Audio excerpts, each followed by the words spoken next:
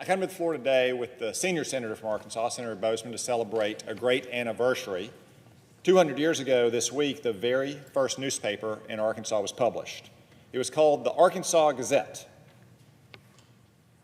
Today, we know it as the Arkansas Democrat-Gazette. It's the oldest paper west of the Mississippi, an institution in our state, and a credit to the many outstanding journalists who have made it possible over 2 centuries. From its first issue, the Arkansas Gazette was a pioneering newspaper, published by a young man named William Woodruff, who crossed the mighty Mississippi into brand new territory, dragging behind him a wooden printing press and other tools of the trade. The Gazette was first published out of a log cabin in the territorial capital, Arkansas Post. It reflected the bold aspirations of American settlers moving west to fulfill our manifest destiny on the continent.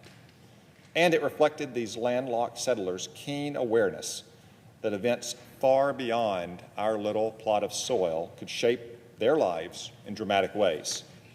The first story in the very first edition reported on a Navy expedition to open the Pacific Northwest for American traders. It speculated with excitement about the prosperity that would flow to our nation as Americans followed Lewis and Clark west across the country. The plan may appear visionary, the Gazette remarked, but that which is now speculation will shortly become a fact, and this country will be enriched by the overflowings of its benefit. As the Arkansas Territory grew, Arkansas's newspaper grew with it. Woodruff moved the paper from Arkansas Post to Little Rock in 1821, where it would continue to publish for the next 198 years, with few exceptions, like a devastating fire in the 1850s or military occupation during the Civil War. And just as Arkansas kept our rough-hewn pioneer character, so too did Arkansas's newspaper, whose staff were involved in not 1 but 2 gun battles, including the last recorded duel in Arkansas history between, I'm compelled to report, the owners of the Gazette and its upstart competitor, the Democrat. If William Woodruff was the founding father of the Democrat-Gazette, John Netherland High School was its Lincoln, bringing the paper triumphantly into maturity. High School became editor in 1902 and served in that position for an incredible 70 years until his passing in 1972. The one interruption in High School's remarkable tenure came in 1913 when the governor selected him to serve as a United States Senator after the death of a sitting senator. He only served in this body for 23 days before a successor was elected, and then he hurried back to Little Rock and to the Gazette because the news waits for no man. Over the next half-century, the Gazette established itself as a world-class newspaper. It was during this period the Gazette took a bold stand for truth in the finest tradition of journalism by declaring its support for desegregation well ahead of the pack in 1957. The Gazette and its editorial writer, Harry Ashmore, covered the turmoil surrounding Little Rock's integration with decency and firmness, insisting that Arkansas fulfill its obligation to all our citizens on an equal basis without regard to race. This editorial crusade lost more than a few subscriptions, but it won the Gazette 2 Pulitzer Prizes for demonstrating, in the words of the Pulitzer Committee, the highest qualities of civic leadership, journalistic responsibility, and moral courage. And so, the Arkansas Gazette entered the modern era as a famous and award-winning publication. In 1991, after years known as the newspaper wars, the Gazette's old rival, the Democrat, bought the paper and created what we now know as the Arkansas Democrat-Gazette. Fortunately, I hasten to add, no duels were needed this time around. And now the Democrat-Gazette is again changing with the times through the capable leadership of Walter Hussman, his family, and David Bailey, the managing editor. This time, the paper is transforming for the digital era, moving from paper to screen, and is even giving away free iPads to subscribers to ease the transition. So if you're not a subscriber already, consider supporting our local journalism in Arkansas. It's got a bright future ahead.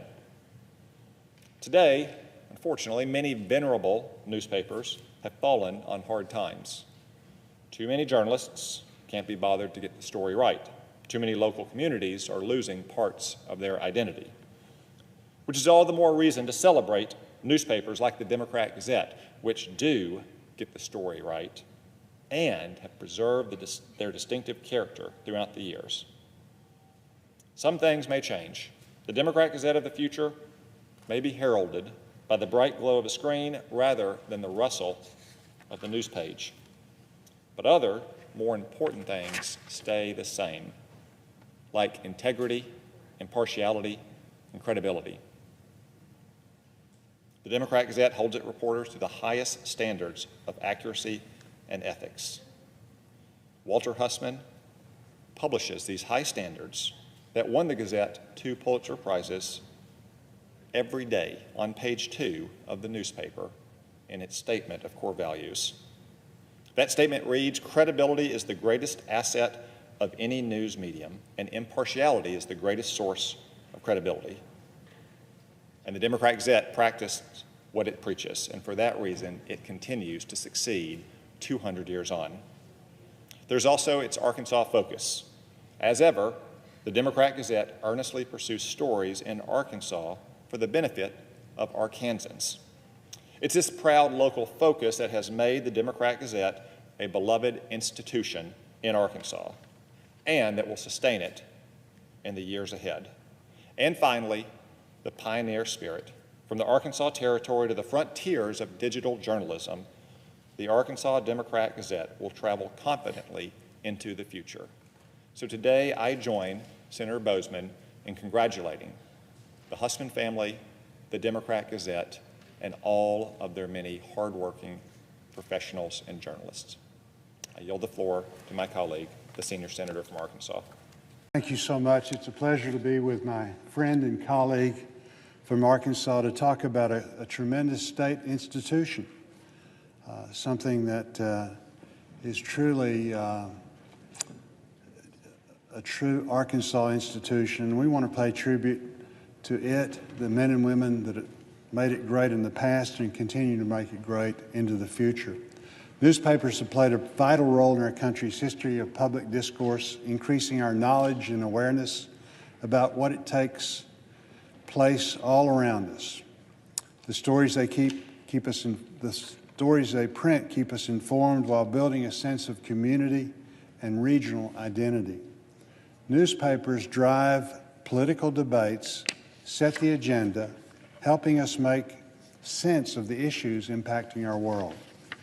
As one of the oldest continually published newspapers west of the Mississippi, the Arkansas Democrat-Gazette has been a resource of information that keeps readers connected to community, the state, and our nation for 200 years. In 1819, William E. Woodruff published the first edition of the Arkansas Gazette, the Arkansas Territory's first newspaper. There was no shortage of newsprint in those days. During its early years, the publication encouraged settlement of the region, shared news of national importance, and promoted statehood.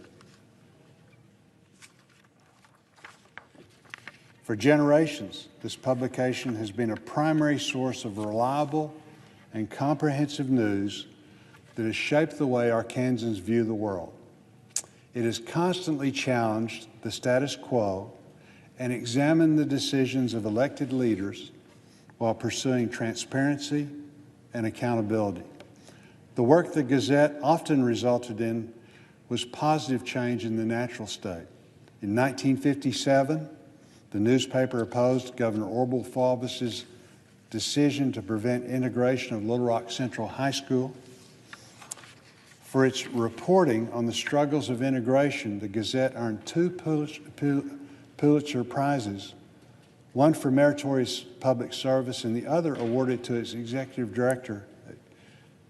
editor, Harry Ashmore, for editorial writing, marking the first time a newspaper had won 2 Pulitzer Prizes in the same year. The newspaper and its spirited competitor, the Arkansas Democrat, contended for readers and advertisers for decades. In 1991, the Gazette was sold to the owners of the Arkansas Democrat, who then launched the Arkansas Democrat-Gazette. the only statewide newspaper that Arkansans read today. The importance of the Arkansas Democrat-Gazette in today's media landscape cannot be overstated. In some cases, it is the sole source of news for many small towns in Arkansas as local newspapers continue to cease operations, especially those serving rural areas. Under the leadership of Walter Hussman, Jr., the Democrat-Gazette is navigating the challenging industry landscape and creating opportunities to keep readers informed while keeping costs manageable. Hussman and his team are rethinking how and what news they deliver to readers, as well as how subscribers can and like to consume it. To cut printing and transportation costs and combat declining advertisement revenue, the paper is now using iPads to maintain subscribers and continue providing this valuable, not easily replaced service to the community. In an interview earlier this year about efforts at the Democrat-Gazette, Hussman noted his view that the print model is not sustainable, but he voiced his commitment to finding a solution that will fill the void because, as he says, society and our democracy will be impeded if we don't have newspapers. It's a simple truth. Throughout periods of change, Hussman and the newspaper he owns continue to believe in the critical role that news gathering and reporting plays in informing the public. Every day, the Arkansas Democrat-Gazette and the other publications owned by the Hussman family publish a statement of core values that include, and I quote, objectivity, impartiality, integrity, and truth-seeking, end quote. This clear, sensible mantra consistently helps guide the work done by the reporters and editors in the paper's newsrooms. Journalism is a pillar of our democracy. Our founders understood the importance of the free press and included protections in the First Amendment that safeguard and ensure the ability of reporters and the publications they write to hold the powerful to account. Earlier this year, I was proud to support the World Press Freedom Day resolution and recognize the sacrifices journalists around the world make in their effort to report the truth. We must continue to promote a free and open press in the United States and around the globe.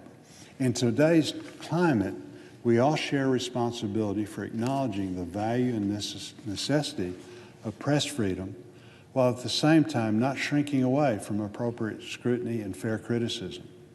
The health and well-being of our society and civic life depends on striking the right balance in this regard. For 200 years, the Arkansas Democrat-Gazette has kept individuals informed about moments and events of significance in Arkansas, our country, and the world. I congratulate the newspaper's leaders and staff for pursuing the facts and accountabilities they have created and sustained the publication as a responsible and reliable source of information.